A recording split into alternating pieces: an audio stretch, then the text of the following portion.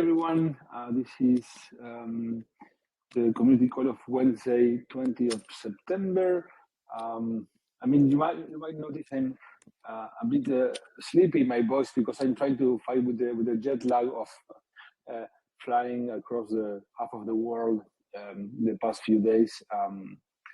So we have been last week at the Ethereum Singapore conference, and then Token 2049, which was, I mean, I was actually surprised how many people there were. I was a speaker on the first time they did that conference in Hong Kong, 2018, when we were doing the road show for the token sale, and it was already a big conference, but this time it was like maybe 5 times larger. It was 10,000 people, and from many different projects, and it was quite impressive. So that's the mainly from my week last week was about that, and of course meeting with partners, people from the industry, trying to get new leads to more integrations. So, and also we did a meeting with the members of the team who went there. And Wang Lian, who is based in Singapore, Clement was there, JB was there as well, and Jan. By the way, so we're super happy to announce that Jan is going to spend a season at Stanford doing research at the Codex Center for Legal Informatics. So 2 of our researchers at Kleros are now going to go to very good universities to do some research stays. So Yamila is going to go to Hong Kong University, and Jan at Stanford. So it's a big thing, and it's also a big validation for Kleros and the impact that we are having at different circles, in this case in the context of academia and legal innovation. So that's a great news. So if you are based in the Bay Area, do get in touch with Jan so you can meet him and maybe help him expand the Kleros family also in Silicon Valley, basically. I think that for this week, the main thing is about the snaps. I don't know, Jean, if you want to mention that, or Marcos, who you have been working a bit more closely on that. Yeah, I can share a little bit of my perspective. I've been making the posts about the campaign and promoting the campaign, and I've seen a very, very good engagement. People seem to like the idea of having a way of verifying transactions, and we noticed lots of downloads. We don't have like an official figure yet, but we are looking to get that. And later this week, this Friday, we'll have a Twitter Spaces with one of the product owner of MetaMask Snaps. So we will announce it pretty soon, and you can save the reminder to be ready for the Twitter Spaces this Friday. And we also got a shout out in the Bankless episode with Dan Finlay. He is one of the co-founders of MetaMask, and he mentioned that the Kleros Scout is one of the most DAO-ish extensions available right now. So that was nice, and yeah, I think that's it. Well, yesterday we just had an example of a situation where it will be very helpful to have this extension installed, which was the balancer was hacked. The front end was basically lost the control of their front end, their domain, and a malicious contract is now on their site. So if users interacting with contracts had the MetaMask installed, then they will see that the contract doesn't match what is expected from their domain. There's a small adjustment that needs to be made on the extension still that is related to approves that don't show the MetaMask snaps interface, but still if we interact with contracts, then that information is available. So yeah, there's a huge need for something like Kleros Scout. Yeah, and we have been following opportunities of Kleros as a curation tool for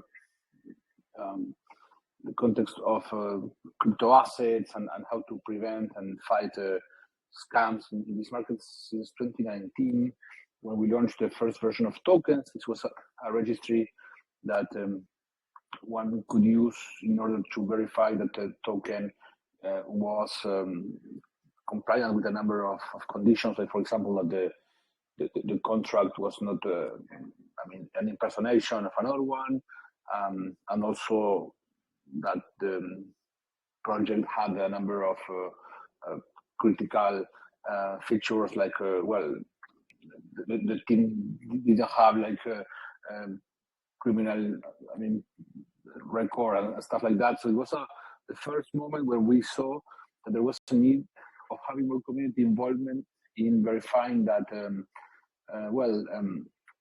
crypto assets were safe to use, and the MetaMask work we're doing, and also a number of other initiatives we have, like an address tag registry, is also connected to having this system for curation, and in the end is way to secure the ecosystem. As you've seen last week, we have seen a number of situations of scams, front end scams, and other types of hacks.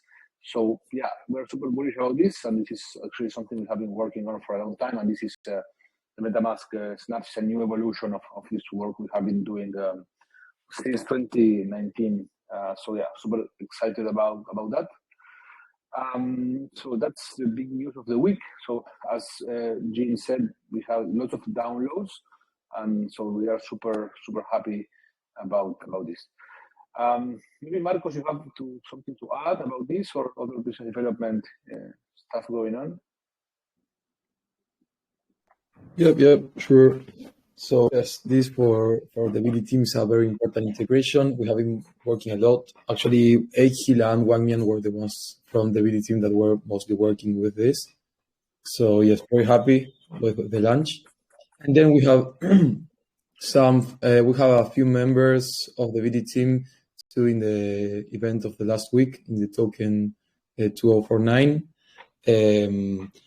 There we talked with some projects, and we have some new leads. The most important ones are, the first one is WooPay, that is an escrow service incubated by developer DAO, and is looking to use Kleros in the backend as the escrow service. Then we too were in touch with the guys of Fractal ID and Gigs, and we are too talking with the guys of Roy Team, that is a project for community growth, interested in having Susie as a moderator. And then we too had the weekly call, the weekly updates for Lemon integration, where the policy and the forms were updated. So now we are going to be receiving some new cases in this week or the next week. We're going to start again receiving some new cases. Cool. Thank you, Marcos. Let's go to William. Sure. So in terms of research that I've been working on, I've gotten back to some of the soulbound token weighting ideas that I've been thinking about somewhat in the past. So if you've seen my DevCon talk from last year, sort of the expansion of that work, trying to adapt ideas that people working on quadratic funding, Glenn Weil and company, are trying to think about how one can use like different soulbound tokens people have to like weight contributions that you want to get from a quadratic funding mechanism. See if things like that can be applied to Kleros in the juror selection process, so that conceivably some future version of some module in Kleros V2 would have a system where people's like chances of being drawn as a juror would take into account how many PNK they stake in a given court, but also like soulbound tokens that attest to different kinds of expertise. So the quadratic funding people have ideas involving trying to use spectral clustering, eigenvalue clustering, and that is one of their sort of weighting mechanisms that I'm deep diving in to see if that makes sense for Kleros or if there's like other adaptations of that will make more sense. So eventually maybe I'll write a blog article about these ideas. You can read more, but good. In my case, I have been also doing a bit of research, especially when you have a 40-hour flight, you have a lot of time to read. In particular, this time, I have been researching a bit about the interactions between AI and Kleros. I was invited by the American Bar Association to write an article for the upcoming newsletter that they send to basically all of the lawyers who are part of the American Bar Association in the US, about how we can, how can we make sure that the coming, revolution of AI in the world of law, doesn't end up being problematic in the sense of introducing biases in decisions, because as you know, lots of people are trying to implement AI tools to automate a number of legal processes, and some people are trying to maybe build like what we call robot judges. A judge that will make decisions based on machine learning models. So this brings a number of challenges. For example, based on the number on the type of data that is used to train a model, this could end up having situations where there is discrimination against, for example, minorities. So I'm writing an article about that, and especially how one could use Kleros in order to have a human layer of verification and of correction of potential biases that would arise in the context of robot judges and how an escalation process could lead to Kleros and So I'm going to share this, William, with you actually after the call, because I will need to your input on that before I send it. But look forward to it. Yeah. So we have been also working a bit on that. Another thing is the applications for the Kleros Bootcamp are almost finishing. Next week is the last week to apply to the bootcamp. If you are building a Web3 startup and you want to apply, feel free to do it. And we are now launching the applications to our fellowship program. As you know, this is at this moment I would say one of the flagship programs of Kleros. We have been doing this since 2018, so this is going to be the 7th batch, and lots of different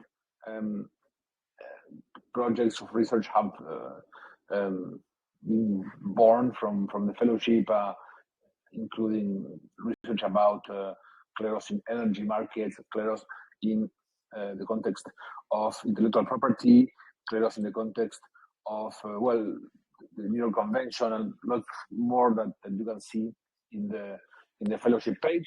So this new edition, we have a number of tracks, including how we can use Kleros for resolving disputes in prudential markets.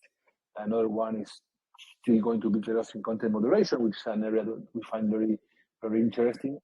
Another one is how to use Kleros in the context of mediation processes, based on the work I have been doing with Rob in the Kleros mediation bridge that we presented in a blog post a couple of months ago, and then we did a workshop in Paris about that.